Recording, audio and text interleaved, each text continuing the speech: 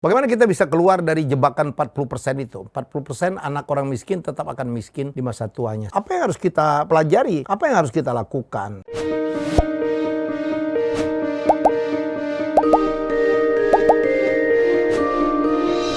Ya, terima kasih untuk respon. Ya, ada yang setuju, ada juga yang mempertanyakan, biasalah. Saya adalah orang yang selalu menghargai perbedaan pendapat. Ya, ini dikaitkan dengan postingan saya beberapa hari yang lalu, hasil dari Semeru Institute, penelitian Semeru Institute yang mengatakan bahwa yang 40% anak orang miskin ya akan tetap menjadi miskin ya setelah dewasa. Yaitu karena ada 3 hal kemarin: akses terhadap perbankan sulit karena perbankan Indonesia itu mendasarkan bahwa pemberian pinjaman adalah harus ada kolateral. Ya, bagaimana mau menyerahkan kolateral ya kalau orang-orang miskin nggak punya kolateral? Kan kolateral apa? Bisa rumah, bisa tanah. Kalau nggak punya gimana? Apa yang mau harus digadaikan? Jadi nomor 2, akses terhadap pendidikan yang baik, pendidikan tinggi. Kenapa? Karena nggak punya penghasilan yang tinggi, jadi kalaupun bisa sekolah, sekolahnya pasti bukan sekolah-sekolah yang terbaik. Nomor 3, bantuan-bantuan yang diberikan ya termasuk oleh pemerintah itu justru membuat ketergantungan ya, ketergantungan terhadap bantuan tersebut. Ya, jadi ada yang setuju, ada yang tidak, ada yang menolak itu, ada yang memberikan usulan.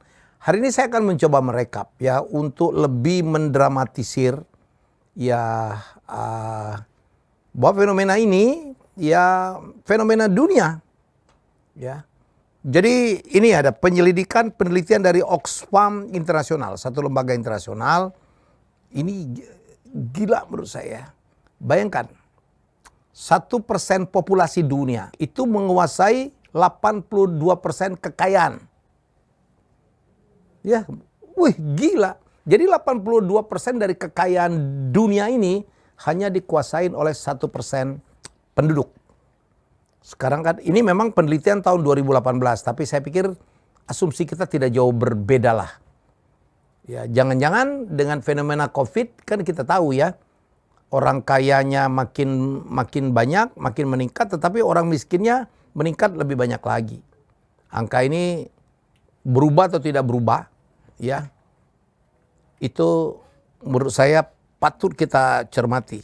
Dan Oxfam Internasional juga pada tahun 2017 menghitung bahwa separuh dari kekayaan orang miskin, orang paling miskin di dunia, itu setara dengan kekayaan 8 orang terkaya doang. Wah, gila. Ya, jadi sekali lagi itu datanya yang saya dapat.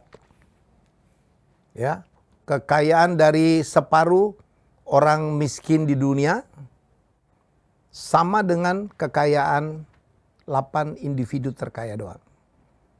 Ya, kalau terkaya sekarang kan ada Elon Musk, ada Jeff Bezos, ada Warren Buffett, ada Mark Zuckerberg, ya ada Bill Gates dan sebagainya itu 1-8, kekayaan mereka totalin itu sama dengan kekayaan ya separuh dari orang miskin di dunia. Betapa timpang. Ya, ada gap gitu yang demikian besar. Nah, saya kembali kepada Indonesia ya. Kalau dunia ya sudahlah. Saya kembali ke Indonesia. Memang ada yang postingan saya beberapa hari yang lalu menimbulkan respon luar biasa. Ada yang terima kasih, kita diingatkan. Saya justru ingin membahas kali ini apa yang harus kita lakukan agar penelitian Semeru Institute ini bisa kita ubah. Ya, sekali lagi Semeru Institute mengatakan bahwa 40% anak orang miskin akan tetap miskin. Nggak boleh kita begini. Karena kalau miskin itu kata Semeru Institute, kalau miskin itu artinya daya beli menjadi rendah, kemudian jadi kalau daya beli rendah termasuk dapat sekolahnya juga rendah mutunya, dan kemudian kalau sekolahnya rendah mengakibatkan lulusan juga masuk ke dalam pekerjaan-pekerjaan yang gajinya tidak tinggi. Balik lagi dia di situ berputar aja. Nah, saya ini kan anak orang miskin. Bapak saya kan pedagang kaki lima kacamata bekas. Pedagang kacamata bekas kaki lima. Kami dulu diusir-usir, dihina-hina, diejek. Mungkin itu udah saya ceritakan di mana-mana. Satu telur dikocok, dibagi 6 itu biasa dulu kami. Saya adalah anak paling kecil, Tantowi itu adalah di atas saya anak nomor 4. Bagaimana bisa? Ya anak orang miskin dari kota Palembang ini, pedagang kecil, ustadz kecil-kecilan, guru ngaji gitu. Ya anaknya ada Tantowi Yahya, ya host quiz top gitu ya, Who Wants to Be dan sebagainya. Pernah jadi anggota DPR, pimpinan Komisi 1, pernah menjadi dubes Selandia Baru. Wow, show-nya penuh. Waktu dia menjadi MC. Salah satu MC termahal Indonesia. Putri Indonesia. Dan ada saya yang teman-teman mungkin juga udah tahu ya. Alhamdulillah saya juga diberikan semacam rezeki yang sangat baik. Saya harus mengatakan sangat baik. Kalau saya mengatakan tidak baik, saya tidak bersyukur. Sangat baik. Yang merubah hidup saya. Ya, alhamdulillah. Saya bagaimana bisa gitu? Apa yang harus kita pelajari? Apa yang harus kita lakukan? Ya dia mengatakan, Bang, bagaimana kita bisa keluar dari jebakan 40% itu? 40% anak orang miskin tetap akan miskin di masa tuanya. Nomor satu menurut saya mindset ya. Buang mindset, kepercayaan dalam diri sendiri, belief dalam diri sendiri kalau kemiskinan itu diturunkan. Kemiskinan itu diturunkan. Kemiskinan itu menjadi seperti warisan. Bapaknya petani miskin, anaknya pasti jadi petani miskin. Buang itu. Oh, bapak dulu kan saya kan cuma tukang beca. Ya, saya pun nanti mungkin nasibnya nggak jauh berbeda dari bapak saya. Enggak. Ada istilahnya tuh balung kere ya. Tulangnya tuh memang udah miskin. Nggak ada itu istilah balung kere itu. Ya, jadi kita harus punya belief, punya kepercayaan. Ya. Dengan berbagai cara. Kitanya sendiri. Justru saya dengan Tantowi Yahya dulu dididik oleh bapak saya bagaimana supaya kami berdua, dua anak yang terakhir tidak jadi miskin seperti dia. Karena miskin itu susah.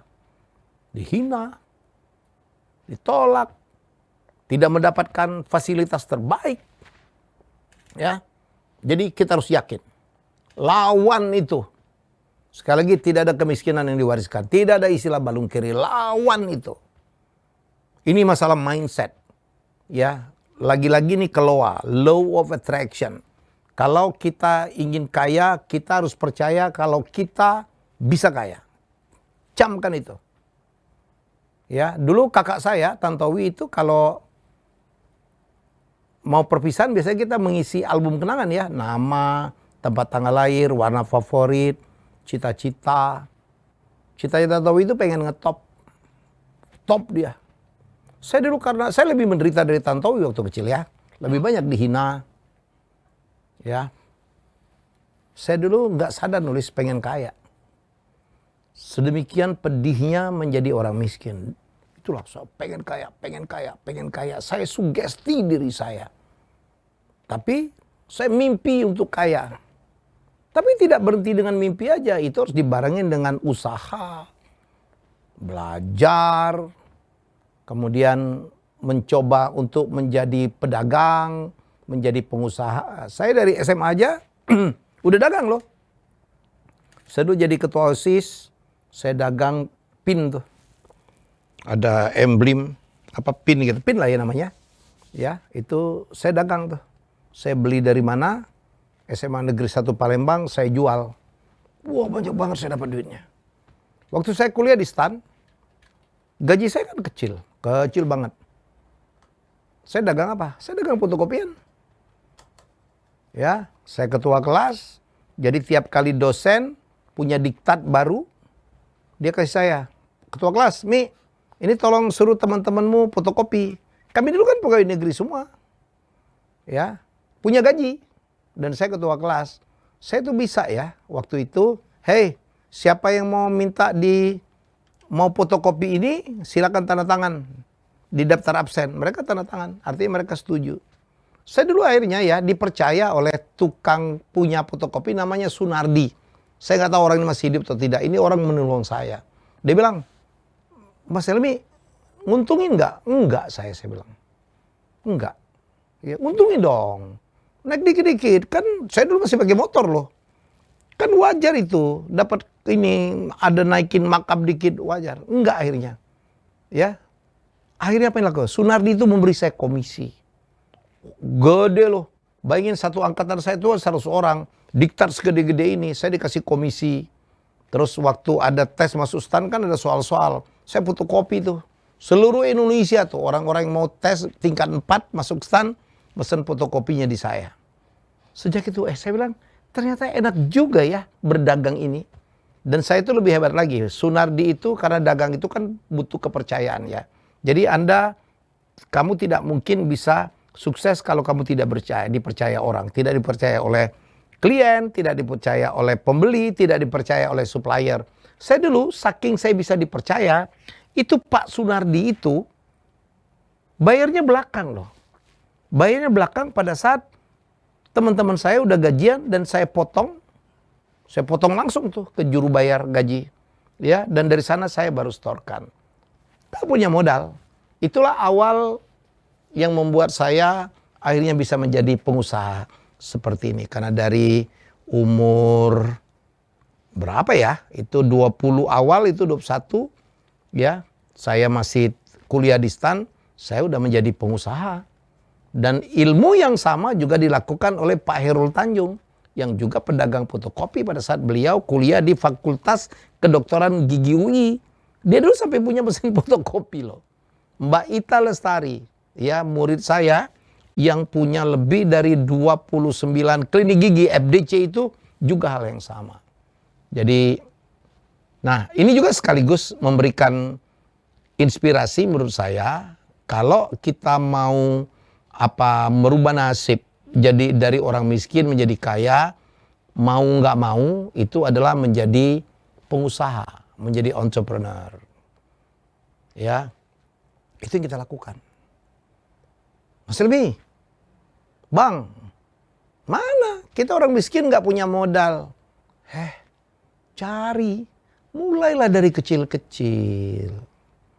Ya, meningkat terus. Atau jadi kerja dulu deh, kerja serabutan. Mau jadi buruh kek, mau jadi tukang penjaga, tukang parkir kek, sisihkan, menabung. Kalau udah punya modal, baru pelan-pelan jualan. Jualan, latih dulu tuh kemampuan untuk jualan. Kalau udah jago, apalagi sekarang kan, Anda bisa menjadi reseller, bisa menjadi dropshipper, bisa terima konsinyasi dari orang. Nggak perlu pakai modal, asal kamu bisa dipercaya. Lagi-lagi unsur kepercayaan itu penting, trust.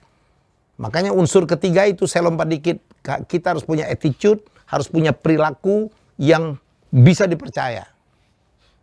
Banyak orang tidak bisa merubah nasib karena attitude-nya itu memang tidak bisa dipercaya. Begitu tidak bisa dipercaya, kita mau berdagang gimana? Supplier mana yang percaya sama kita? Makanya jangan bohong, jangan menipu orang. Karakter menjadi hal yang penting. Nah, kembali kepada yang kedua. Saya merubah nasib saya itu adalah karena saya dari kecil sudah mulai belajar jualan. Kalau kita menjadi pengusaha, skill apa yang paling penting? Ya adalah skill atau kemampuan untuk menjual. Nggak ada gunanya kita punya ide bagus, produk bagus, jasa bagus kalau kita tidak bisa jualan. Latihlah cara menjual. Menjual yang paling bagus itu adalah kita harus bisa komunikasi. Kan jualan komunikasi, nerangin ke orang, merayu orang, presentasi, ya kan, menerangkan kalau ada yang menyangga, produkmu nggak bagus sebagus ini, kita terangkan dengan cara baik, komunikasi. Makanya unsur keempat, ya selain attitude itu kita harus punya kemampuan komunikasi. Mau sukses dalam bidang apapun, mau jadi pemimpin, mau jadi penyanyi, harus bisa komunikasi, mau jadi profesional, ya harus jadi komunikasi. Balik tadi ya, jadi kita bisa tuh, ya mulailah berusaha dari yang kecil-kecilan. Saya dulu punya partner, bos saya lah, namanya Hendra Lee, itu pemilik mata elang. Saya dulu dijadikan oleh beliau direktur utama dari sebuah broker yang lisensinya dia beli dari Eropa, namanya Marvin Reeves. Ya, akhirnya kita franchise-kan. Pada suatu hari pembeli-pembeli franchise ini mengeluh karena susah jualan. Ya, saya ngomong, ya udah, saya motivasi. Ternyata Pak Hendrali ini, Pak Hendrali nggak taman SD loh, tapi kayanya luar biasa. Dia punya gedung, dia punya properti, Twin Hotel itu punya dia. Dia punya dulu Maze, dulu Raja Entertainment. Saya kan 3 kali membuat event besar. Saya kan yang membuat PON Palembang, PON Riau, dan opening closing SEA Games di Palembang. Itu alatnya dari Matalang. Saya dulu menjadi wakil presiden direktur Matalang Property, dipercaya oleh beliau. Nah, saya balik lagi tuh. Dia bilang, lu kerja lu ngeluh aja ya. Jadi orang ngeluh semua nih. Ngeluh semua, susah. Ya Allah. Jadi asal Anda mau aja, dia bilang. Kalau kamu mau aja, nggak mungkin kita ini miskin, nggak mungkin. Asal mau nggak. Nih contoh, gue ini kan pernah jadi gelandangan kali. Dia pernah tinggal di bawah jembatan. Pernah hampir mati. Itu dia ceritain kemana-mana. Ya, dia bilang nggak mungkin lah kita ini apa miskin. Kalau mau kerja, misalnya punya modal berapa sih? Punya modal 50.000, ya beliin aja apa kacang hijau. Lu bikin ya bubur kacang hijau, lu dagangin tiap pagi, lu bungkus-bungkusin, nggak mungkin nggak laku. Lu jalan dari perumahan, atau lu ke depan kantor, atau lu ke depan sekolah, dia bilang pasti laku. Untungnya gede loh. Jual kacang hijau, direbus, dikasih gula, itu jadinya banyak. Siang, lu jual lagi tuh, jual pisang goreng, nggak mungkin nggak laku. Jual soto dia bilang untungnya gede banget. Itu ayam cuma disuir-suir yang banyak kuahnya. Untungnya berapa tuh? Nggak mungkin dia bilang. Jual bubur ayam nggak laku 10 sih. Ya kan? 10 kali lu jual 5.000 itu udah 50.000. Nggak mungkin tuh. Apalagi kalau enak ya. Siangnya jual pisang goreng. Ya kan? Jual singkong, rebus singkong goreng. Modalnya cuma berapa? Sore jual atau makan siang jual soto ayam. Asal kita mau kerja, dia bilang nggak mungkin kita mati kelaparan. Pasti ada penghasilan. Itu yang saya pelajarin dari Gojin. Saya ngalamin hal yang sama. Nah, tiap kali kita untung, ditabung sebagian ya untuk membesarkan usaha atau masuk ke dalam bidang usaha yang lain lagi yang lebih besar. Kan saya baru ngangkat kemarin, Basko, Bas Rizal Koto. Nggak tamat SD, cuma tamat kelas 4. Ya, pernah jadi kenek, pernah jadi penjual pete. Itu yang, wah, mobilnya kali 200 miliar kali. Yang tiap pagi tuh, Basko. Lu cari aja tuh. Bas Rizal Koto. Itu di Instagramnya. Hari baru aja kemarin ngasih istrinya ulang tahun, dia kasih Lexus. Dia kasih apa, dia punya Lamborghini. Semua mobil mahal dia punya. Pekerja keras. Pekerja keras dalam bidang dagang. Kalau lu cuma mau kerja doang, ketaker tuh. Berapa sih gaji tertinggi? Sebagai pegawai, ketaker. Ya. Kalaupun ada, yang gajinya ada yang ratusan juta per bulan, atau bahkan 200 juta, 300 juta. Persaingannya ketat, bos. Ya, jadi kalau kita mau kaya, bagaimanapun kita harus menjadi pengusaha. Dagang. Hanya pedagang yang rezekinya unlimited. Cuman tadi gue bilang, lo harus bisa dipercaya. Attitude saya balik itu, perilaku. Harus bisa komunikasi, harus bisa dipercaya, harus memenuhi janji, harus sopan, gak boleh kasar, Nggak boleh emosional. Penjual kok emosional. Kan saya pernah bikin konten ya. Rezeki tidak akan pernah datang kepada orang yang emosional. Jadi ini cara kita keluar dari jebakan 40% tadi. Ya, kalau bingung, loh bapak gue miskin nih. Nggak ngasih uang, sekolah aja susah. Ya, jadi pengusaha. Terus, bagaimana saya dan Tantowi, ya terutama saya bisa mengubah nasib. Saya bisa sebut satu kata. Di samping yang tadi, gue dagang, gue jaga attitude saya, memenuhi janji, nggak mau bohongin orang, nggak mau nipu orang, nggak mau korup. Ya, apa yang membuat saya berubah, nasib saya berubah adalah karena pendidikan. Upayakanlah bagaimana caranya untuk masuk ke pendidikan terbaik. Kalau kamu ngomong, Bang Helmi, pendidikan mahal. Sekarang memang mahal ya. Zaman dulu tuh ketolong saya, pendidikan itu murah. Masuk fakultas negeri, universitas negeri itu murah. Sekarang kan Masya Allah mahal-mahal. Ya, bingung saya. Banyak yang bingung juga. Kenapa di saat pemerintah mengalokasikan budget APBN untuk pendidikan demikian tinggi, tetapi pendidikan kita harus akui lebih mahal daripada waktu saya kecil. Saya SD itu murah banget loh, negeri. SMP murah banget, negeri. SMA murah banget, negeri. Kuliah saya masuk STAN, nggak bayar, digaji malah. S2 saya dibayar negara. Jadi kenapa saya bisa begitu? Kalau bisa nih, ya berusaha lebih keras, berprestasi, nilainya bagus. Kalau nilai bagus kan bisa dapat beasiswa. Ya, jadi kalau kita lahir dari keluarga yang kurang beruntung seperti itu, kita harus membuat atau melakukan effort, upaya yang lebih keras daripada anak orang kaya yang sudah punya privilege itu. Kalau mereka belajar 2 jam, kita 6 jam bila perlu. Kurangin main. Dianggap nggak bergaul. Tahan dulu. Nanti kalau udah sukses, baru mau main silakan.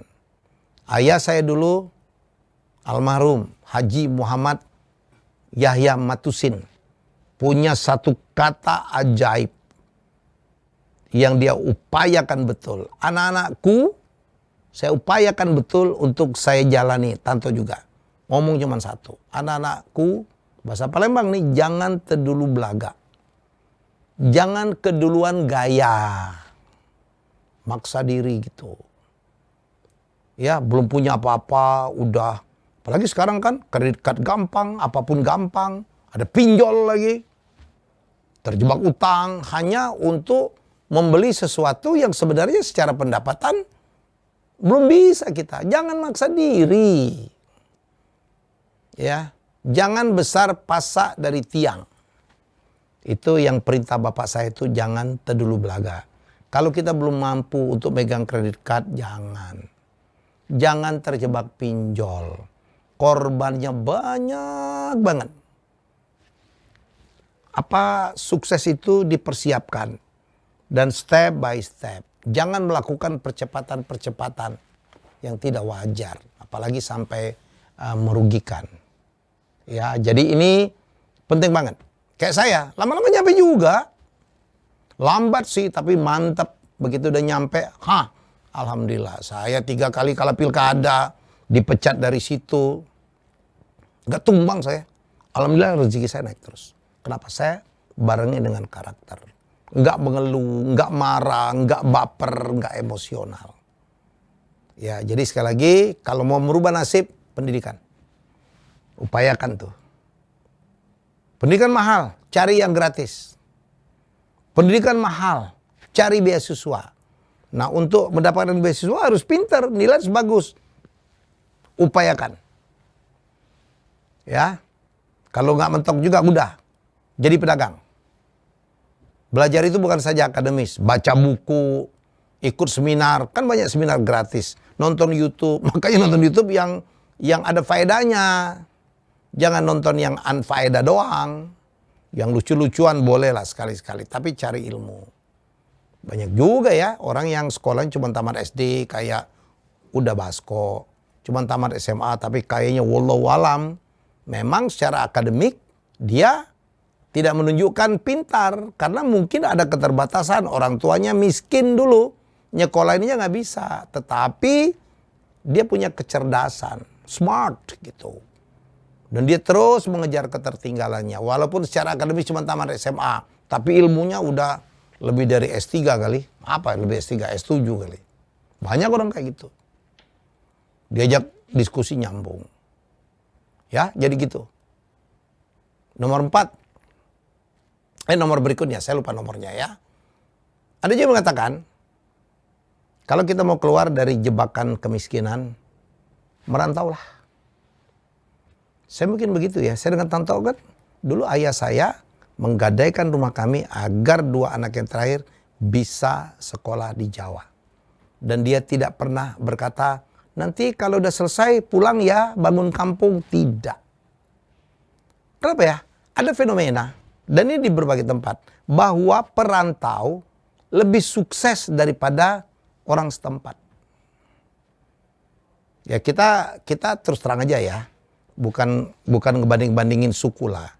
Kenapa orang-orang keturunan dari Tionghoa dimanapun termasuk Indonesia lebih kaya, lebih sukses dari orang pribumi?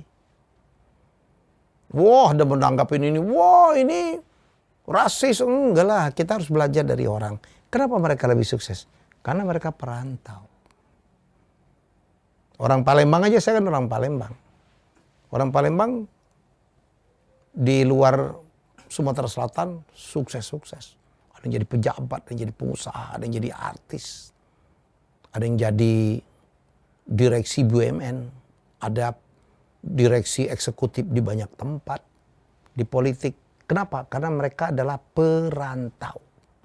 Lebih sukses daripada yang ada di kotanya. Orang Padang juga begitu. Kenapa orang Madura sukses di mana-mana? Perantau. Jadi gini ya, kalau kita merantau itu, atau gini, kalau kita di kampung sendiri, orang bilang gak bakal mati. Gak punya kerjaan pun gak bakal mati. Ada yang tetap tinggal di rumah orang tuanya, makan ikut makan. Iya kan? Bangun siang gak kena marah tuh. Paling disindir-sindir doang, makan tetap. Ya. Bila perlu tuh, saya belum bercanda. Lo kalau di kampung nggak mungkin deh. Saudara banyak. Hari ini nginep di rumah ini berapa hari. Besoknya ke rumah keluarga yang lain. Di rumah teman. Jam-jam makan siang datang ke rumah teman kan pasti diajak makan. Kasih rokok lagi. Nggak bakal mati. Di kampung kan tekanannya kan nggak banyak. Apalagi kampung saya ya. Pinggir sungai rata-rata kampung itu. Punya kebun, punya sawah. Nggak perlu duit kali. Ya duitnya perlu dikit banget lah. Paling duit untuk beli rokok. Orang kampung kan banyak merokok. Beli gula, beli garam.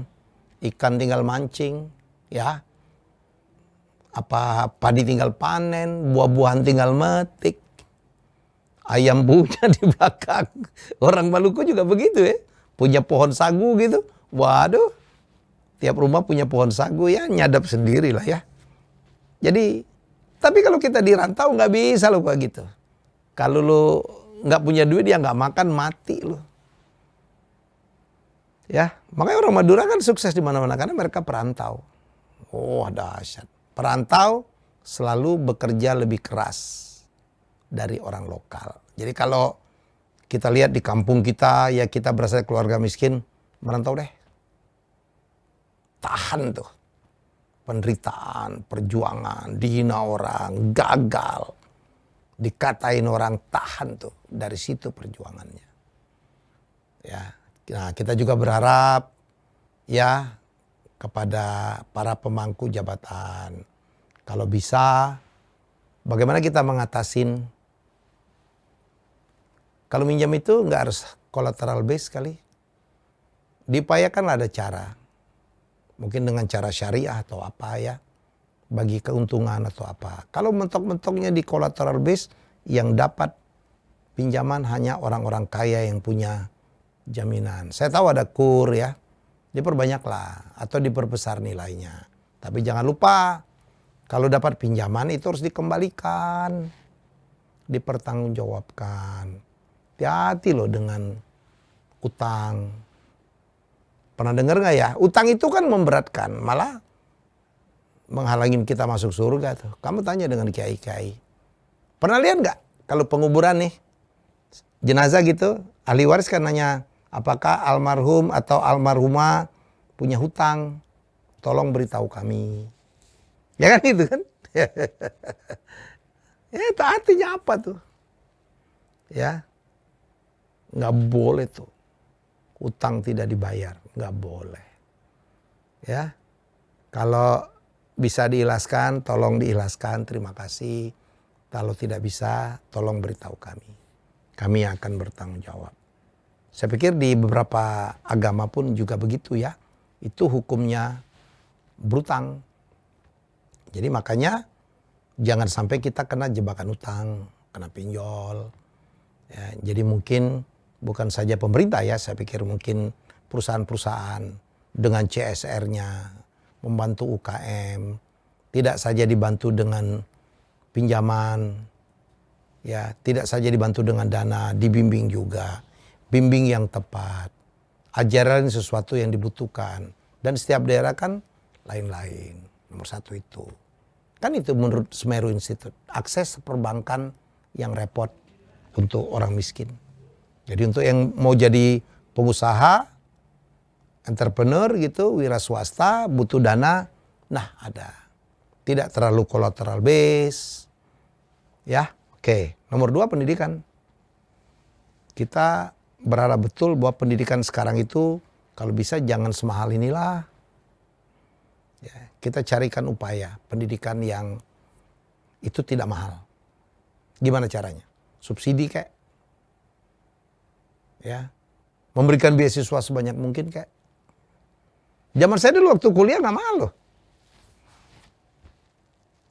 Ya, jadi itu juga yang kita harapkan. Nomor 3, mungkin kita harus pikirkan juga tuh bantuan-bantuan BLT, apakah udah tepat sasaran. Itu dari stakeholders.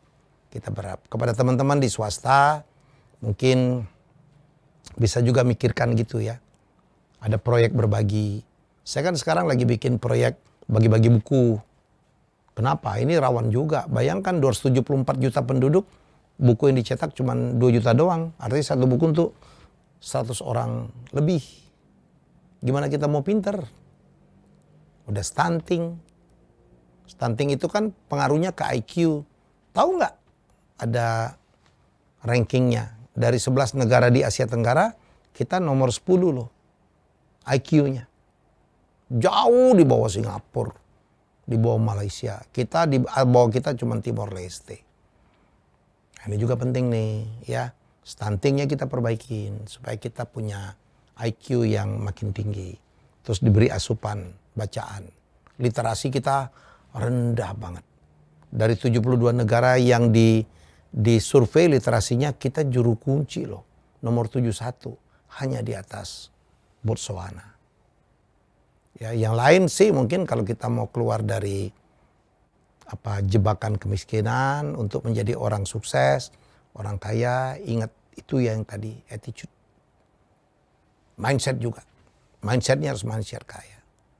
Nomor 5, nomor selanjutnya itu yang saya bilang, kan saya pernah juga, biar kita konsisten lah ya. Jaga iman, ya. Jaga bakti kepada orang tua, terutama kepada ibu. Saya kan mengangkat berkali-kali, kisah orang sukses itu adalah baktinya kepada ibu luar biasa. Terakhir, Om Basrizal Koto. Ya, Andi Noya. Wah, banyak banget. Kalau orang kaya, saya cek gimana ibumu. Pasti dia punya hubungan yang luar biasa. Lee Ka-shing juga mengatakan hal yang sama. Ya, ini sekedar renungan untuk saya. Kita boleh diskusi. Silakan komen, boleh usul, boleh saran. Tidak setuju pun nggak apa-apa, atau boleh nambahin. Ya, jangan lupa subscribe Helmi Bicara. Doa saya kita makin bisa mengurangi angka kemiskinan di Indonesia. Makin kita kaya, makin kita bisa memilih pendidikan terbaik. Yang nanti juga efeknya sama juga tuh, multipliernya. Pendidikan baik, penghasilan juga akan meninggi. Karena kemungkinan mendapatkan pekerjaan yang memberikan gaji lebih tinggi. Ya, semoga kita semua sukses. Saya doakan teman-teman semua sukses. Saya bicara panjang lebar karena concern saya dan saya mencontohkan diri saya dan juga pengamatan saya dari orang-orang sukses yang lain yang berasal dari orang miskin. Terima kasih. Jadi penelitian Semeru Institute itu penelitian 40%. Nah, bagaimana kita supaya tidak masuk ke dalam 40% dan mengurangi angka 40% itu. Bahwa 40% anak orang miskin akan tetap miskin. Mari kita lawan. Kemiskinan tidak diwariskan. Jadilah pengusaha. Raihlah pendidikan setinggi mungkin. Ya, perbaikin attitude. Dan harus punya mindset. Terima kasih sudah menonton Helmi Bicara. Jangan lupa untuk like, komen, share, dan subscribe. Bagi yang ingin daftar seminar Communication Lesson for Business Person batch ke-6, ya silakan hubungi 0856 9132 8307. Sekali lagi 0856 9132 8307. Tempat terbatas.